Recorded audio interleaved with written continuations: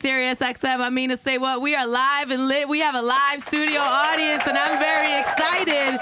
We have Jessie Reyez in here with us today. Hello, baby. Hello. You look so pretty. You always look pretty. Thank you. But you look so pretty. Jessie, so let me tell you the story. We have a live studio audience here, right? So the first time I met Jessie was here, and she was with her parents. And I really thought that was lit because a lot of people come here and do interviews, and very rarely do I see people here with their parents. So, and she introduced us to her parents, and I thought that was so cool. It really said a lot about how she feels about her parents and her family. So that was my first interaction with her. So I already knew that I already loved everything about you because I think that's super cool. And people do oh, I'm gonna bring my mom to the Grammys or whatever, but you bring your parents with you to work. I thought that was so cool. Thanks. Yo, I just got to put it back because I remember when I was growing up and there was just always parties, family parties, and even friends of family parties where there shouldn't have been kids, but my parents were well, we're bringing Jessie. And I just remember that I loved to party since I was little because I would just be partying with my folks. So I remember telling them, when I'm older, I'm going to bring you guys to parties. Aww. Did you have that uncle that snuck you Coronas on the side? Yeah, man, I did. Shout out to my Uncle Piti, man. My Uncle Piti Aja, what? In Colombia, we say alcahueta. Alcahueta, somebody that just spoils the shit out of kids. That's my uncle. Yes. We all have that one uncle. You at the family party and they handing you the Corona. Yeah, and, that's the uncle that has all the change in the car too. When I was a kid and I was I want candy. I know if I went to his whip, there'd be toonies and shit. And he was go ahead.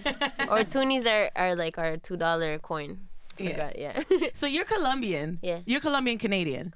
So your family is from Colombia, but were born in Canada. Born in Toronto. So I'm how do Colombians end up in Canada? You skipped Mexico, you skipped the United States. How do you go to the farthest north, the coldest place to go? Life hack. Easier papers. It's easier to get papers. Yeah, it was easier to get papers, but my dad's never liked the cold, but it was easier to get papers. And my mom's side of the family was also doing it. My aunt was the first one to come and then was able to bring the rest of the family over. But was that culture shock?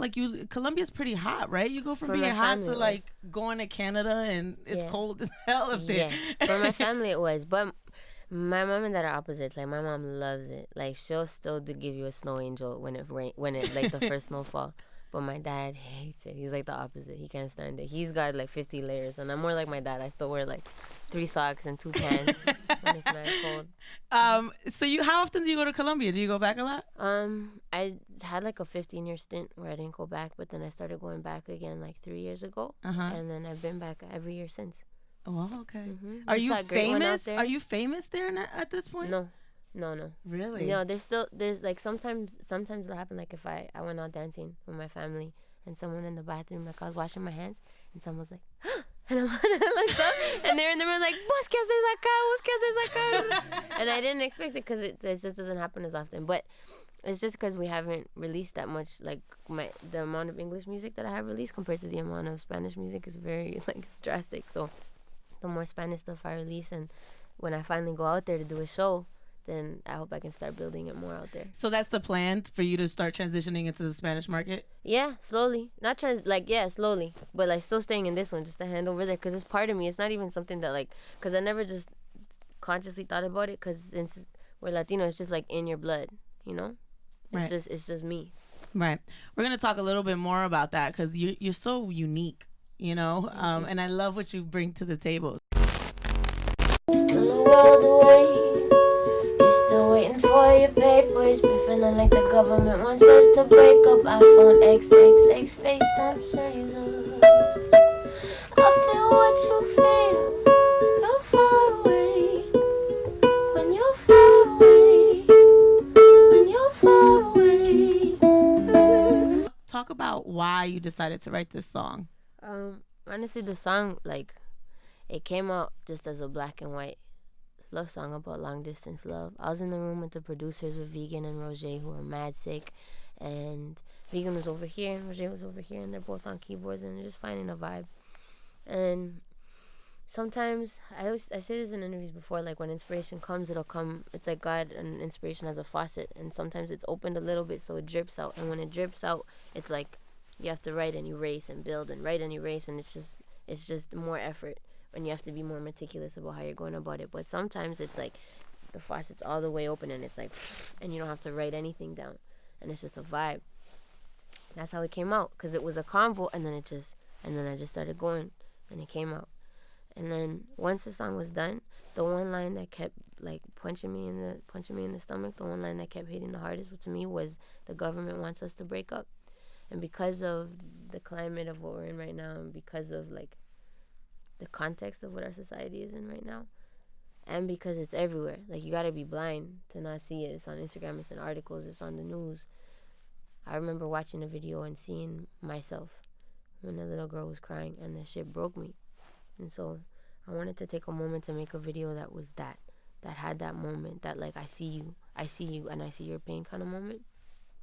And I like the fact that the song on its own, like if you don't watch the video and if you hear the song on its own, it sounds like what I said. It's just a long distance love song. When you put it beside the video, it makes it something else, and it contrasts. Like I love that juxtaposition. Like one can't live without the other, but they're so different. I find that about you. I feel like when I look at the visuals or I look at a cover art, it kind of gives me like layers to your music. So it makes me think a lot. You know, something that I think is so simple ends up being really complicated. And you kind of do it with such ease.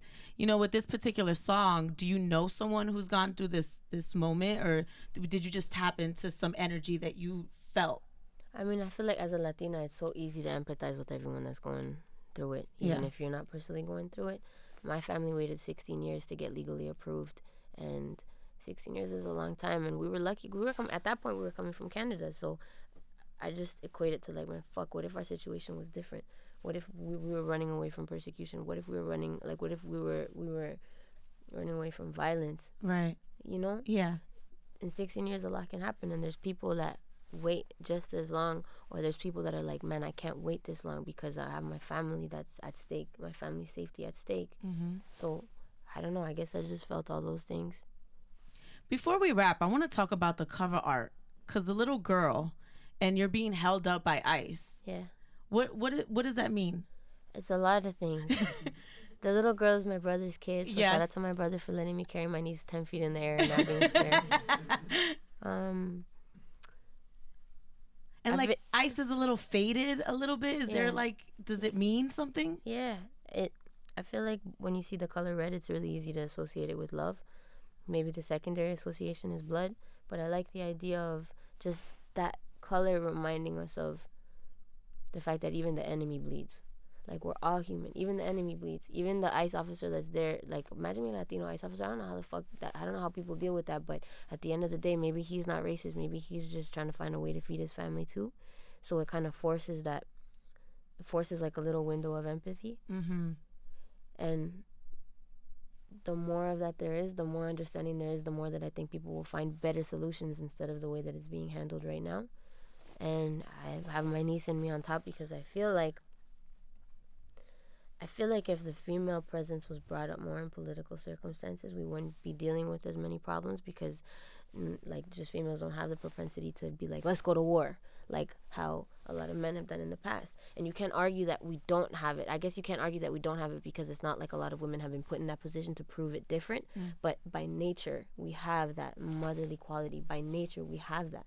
So I feel like if more women were in power, there'd be less lack of empathy and better solutions that wouldn't be harming people more, and giving these kids that are being torn away from their families more trauma, residual trauma that they're gonna have to deal with 10 years, 20 years later, and then we're gonna get judged for that. So then it's residual trauma that wasn't even our responsibility or our doing, and then the stereotype, like the Latino stereotypes, the negative ones, are gonna get attributed to them. Again, it's like a cycle, right? You know, I knew it was deeper than what we thought. Jessie Reyez is here. Jessie, your project last year, Being Human in Public. Yeah. I was talking to my boss, Deanne, about this. I really love the cover art. Again, we go back to this theme with you that, like, it's not just about the music, but you kind of have a brand.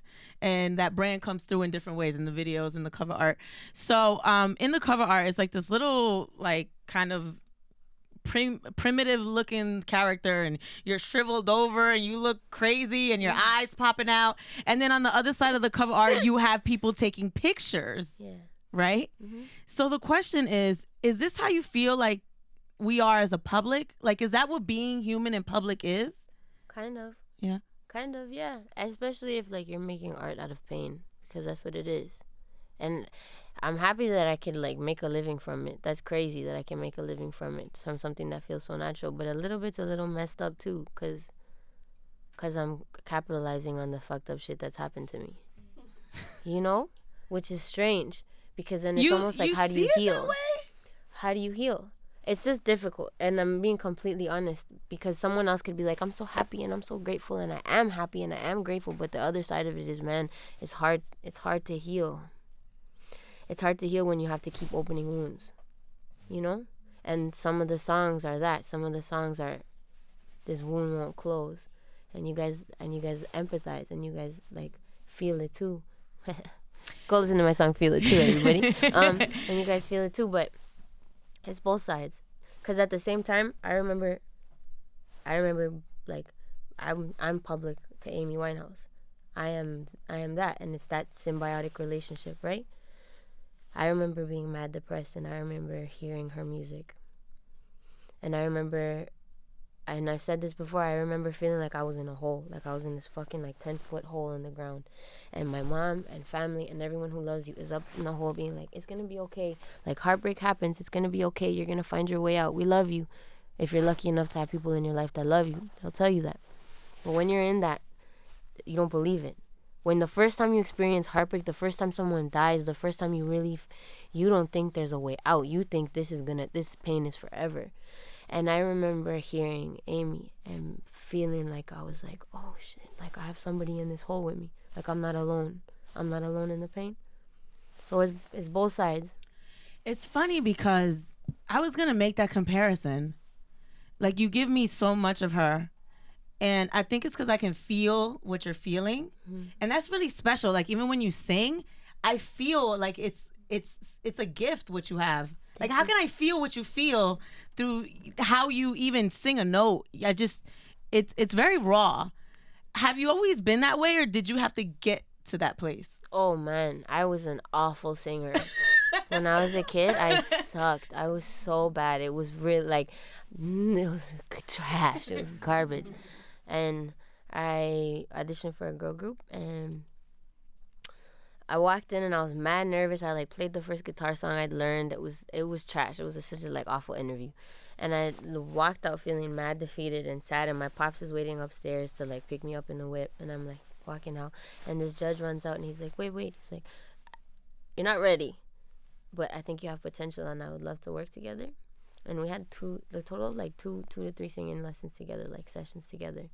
And he like changed my life. Like he made me conscious of the errors that I was doing, conscious of the things that I needed to do to get better. He's like, study the greats. Like, you want to be great, study the greats. So I started studying like Beyonce runs and studying all that, and being aware of what a key is, and like staying. And I still got to work on it. Like, I'm still pitchy sometimes. I still have to work on my range. There's parts of my range that I can hit like in the middle of tour that I can't hit right now because my voice isn't naturally like stretched that way. So there's still things I'm learning, but no. And thank you for giving me that compliment, but I was ass when I was little.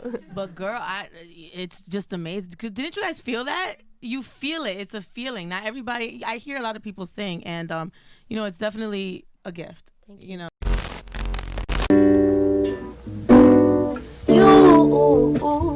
You're in love with somebody else. Maybe I could offer some help. Get over them by getting under me. But you might OD if you get too much of me. OD if you get too much of me. OD if you get too much of me. That was amazing, right, guys? That's funny. I was just talking about it because I'm like, I gotta work on my pitch sometimes, and I missed the note there. I don't know if y'all started, like, if I start laughing on stage because I hear myself miss one, and I'm like, oh fuck. We don't even care. We just like, wow, Lord. That's amazing. You're really hard on yourself. Girl. Yeah, right? Hell yeah. That's probably why I don't have that many friends, though, because as hard as I am on me, I'm hard on others. Like, that ass. Like, really? Hell yeah. Because that shit is contagious. Mm-hmm. If you're with somebody that's not as hard on themselves and not, like, aspiring to be better, and you're around them all the time, that's contagious.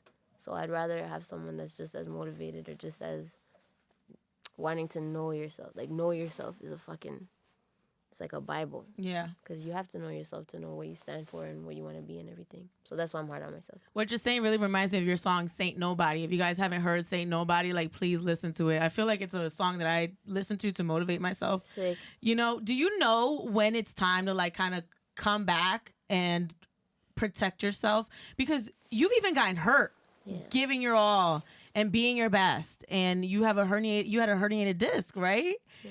And I was like, girl, that's pretty serious, right? Yeah. And apparently you got this injury because you've re-aggravated it from when you injured it before? No. So how did that happen? I got it. Because you were in Delaware, right? Yeah, I was in, where did it happen again? Delaware. You were in Delaware. But then so this is what happened, man. So no, I'm not good at stopping. I'm not. I'm good at stopping if there's a lake. If there's a lake and a forest in front of me, I'm like, okay, things can pause. But if there's not, and it's just city and life and LA or New York and everything, I'm like, go. If we could work, let's work. I was at a show, and this never happens, and we've been on tour so much, but my guitar got messed up at the airport. It got crushed. Like, the side got crushed, and I was like, damn.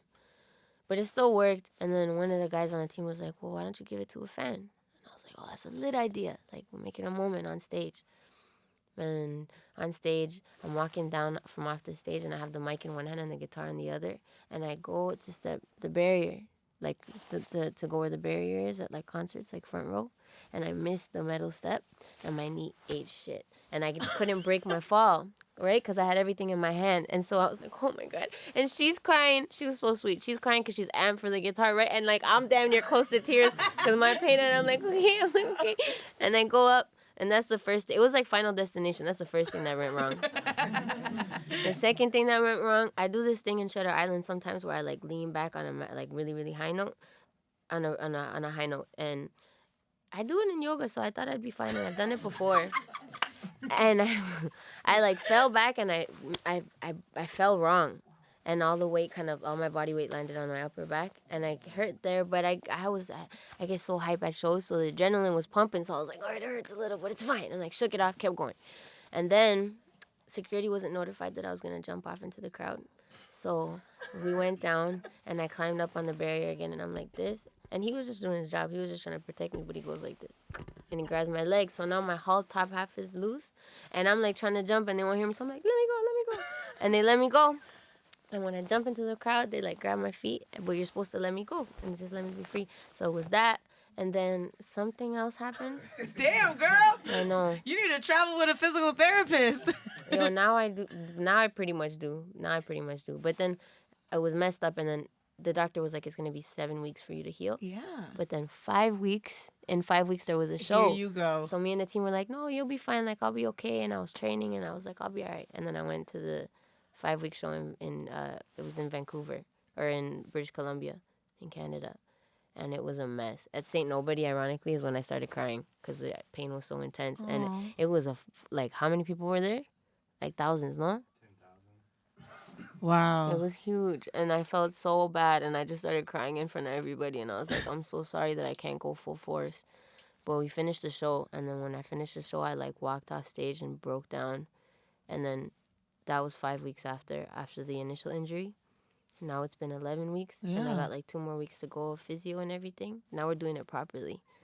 Please listen. Yeah. We need you, because I was saying on air, like, we want her to get better, you know, and we need to see you out there. So I have so much more questions, but we don't have time. But I just want to acknowledge some people that this woman has worked with.